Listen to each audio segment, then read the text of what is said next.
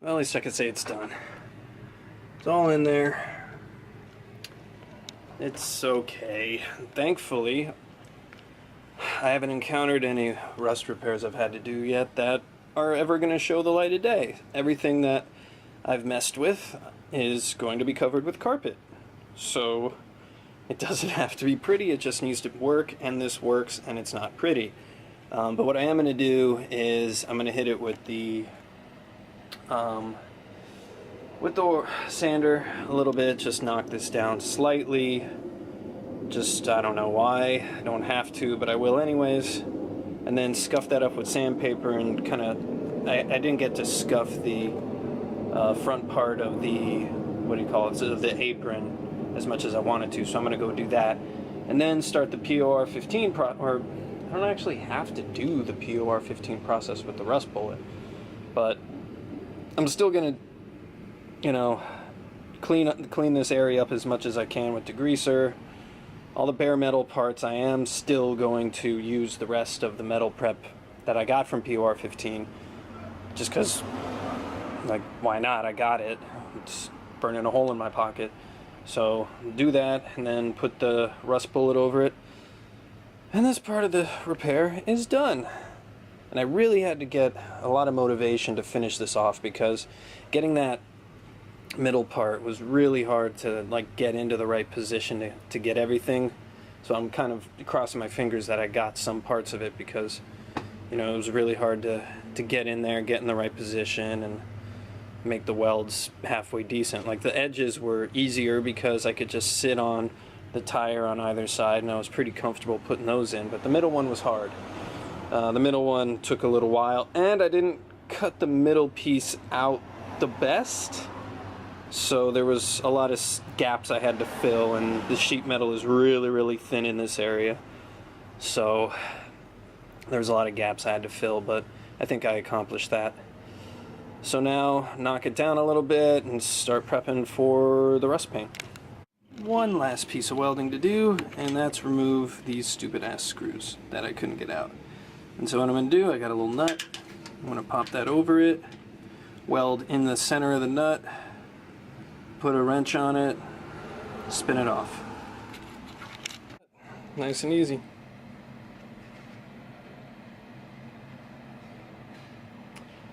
I learned that tip from Bad Obsession Motors, their YouTube channel. Those guys are fucking great. But no, all that for one stupid little screw. And actually the other one too, I did the same thing. Still smoking. So, while we're waiting for stuff to happen, like the degreaser to clean on the metal, I figured I'd see if this old fan still works. Let's see if I can set this up so you can actually see me do stuff. Can you? Yeah, sure. So I got a little battery here. And these wires on the blower were already cut prior to me getting the car. I have no idea why, but having it cut makes me think that maybe it didn't work and they were like gonna replace it at some point. I have no idea why these wires would be cut. So I'm gonna test and make sure that it actually still works. And I got 3 wires coming off here, and I have no idea which one does what, but I do know German cars, and I know black wires are usually positive. Like, they're usually the power wire, which is the exact opposite for American cars, and most all cars is that. So let's try black to black and yellow. Whoop, I got movement. Come on. Cool. Well, I guess the blower works. Well, yeah, that's that. Cool. Let me show you what I've also been doing other than the blower. That's cool. It's one less thing I have to repair or replace. So we got the flappies here, and I'm trying to get these flaps all figured out and happy. So this guy can honestly not see anything. Whatever. So try to control these, and they're, you know, I got some liquid wrench on there to get them moving a little bit better, and they are moving better. But this one right here, see if you can see it. This one right here, that guy, there's a little bit of a, if you can see it there, it like pulls out a little bit. Like coming in, it's not a big deal, but you can see it kind of closes up and then it pushes out like that, which means that it'll close, no problem, but it won't open all the way, because as soon as it gets a little bit of resistance, it kind of pulls up like that. Now, I could go and I could buy bicycle brake lines and figure this out, but frankly, I mean, like all it means is that that side just isn't going to open up as much, but as long as it closes, that's really what matters. And also this little gasket here for the fresh air. It sits right here.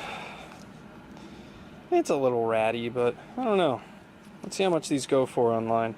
If it's like $5, I'll replace it. So, whatever. Anywho, sprayed the degreaser on here. I put water on it to neutralize it. Now I'm just waiting for the water to dry. And I think what I'm going to do is, to kind of save myself a little bit of trouble, I'm going to use the metal prep on all the rust I see and all the bare metal I see. So like the actual like paint that I scuffed up, I'm not really gonna mess with the metal ready on that too much, because you know there's really no reason for it. It's metal, it just, you know, it's already painted, there's nothing coming through. So I'll do that and wait for that to dry, or you know, put that on, put the water on it, wait for that to dry, and then put the rust bullet on it. Now frankly, the rust bullet says I don't have to do any of that shit. I can just put the rust bullet on it and it just works, but I highly doubt that it can stop rust. It'll encapsulate it, and it'll basically make it so the rust doesn't eat from this way up, but it'll mean that it'll rust from that way, from down. Like it's not actually killing the rust, it's just trapping it.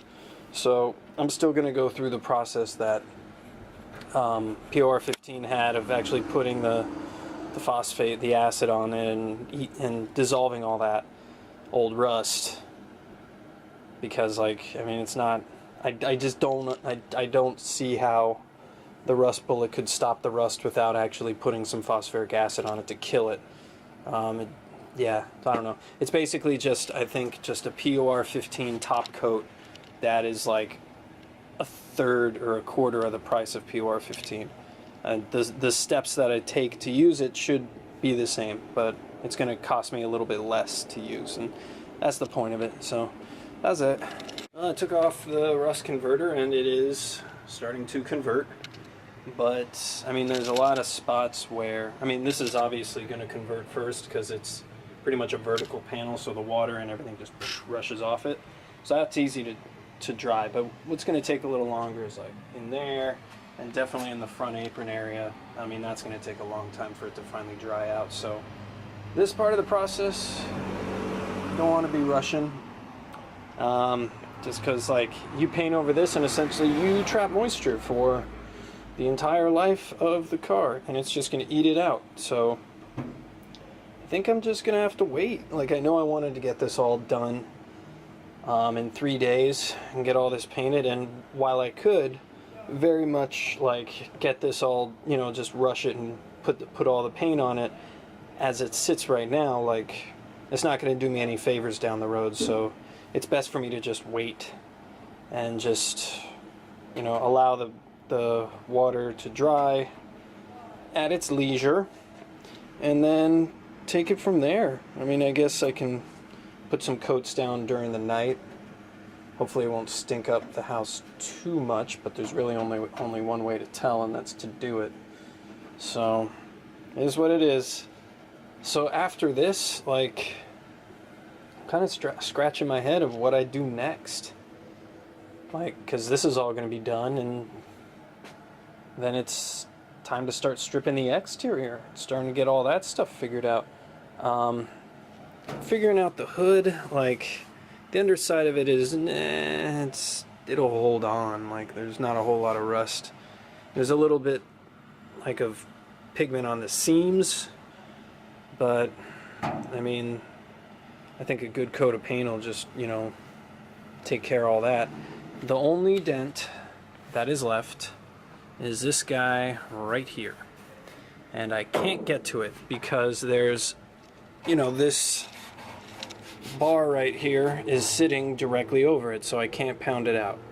I can pound out this little bit right here and get that out a little bit, and I'll probably end up doing that, but this unfortunately is going to have to just be a big old Bondo, which, you know, I don't want to use a whole lot of Bondo if I can help it, but this is just like, I mean, it's just gonna have to do it, but it's not that bad. I mean, it's like half a finger's depth at its worst, so I'm just gonna have to deal with that.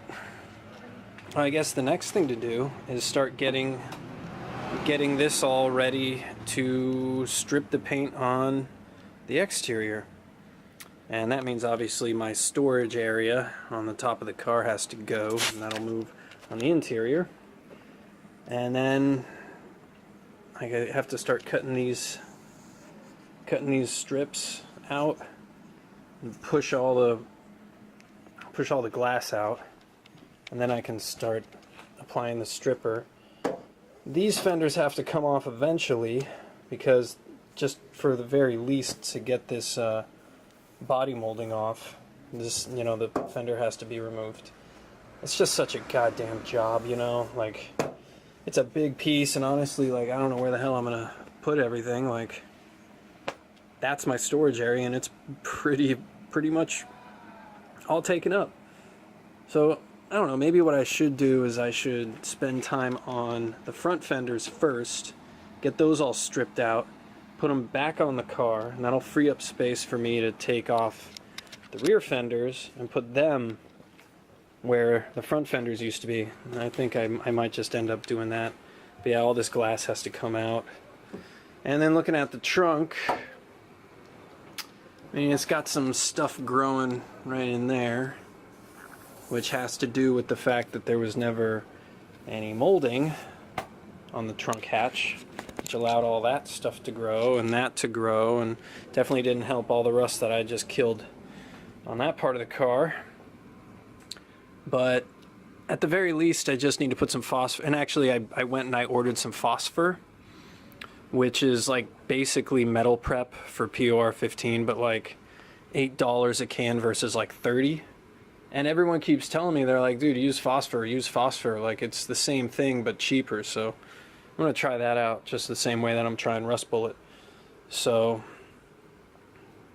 I mean, as far as like actual body work, like there's not much. Like, I really got lucky with all the fenders being as straight as they are, and you know, there's really not any dents on the doors for whatever reason. Like, it's really crazy how this car sort of survived all the common, you know, dent and like common like restoration issues of like, oh yeah, you need new fenders, yeah, there's dents everywhere and blah blah blah, but this kind of avoided it all, and that's really good. I'm still stoked on the price, even though this thing is obviously gonna nickel and dime me a little bit.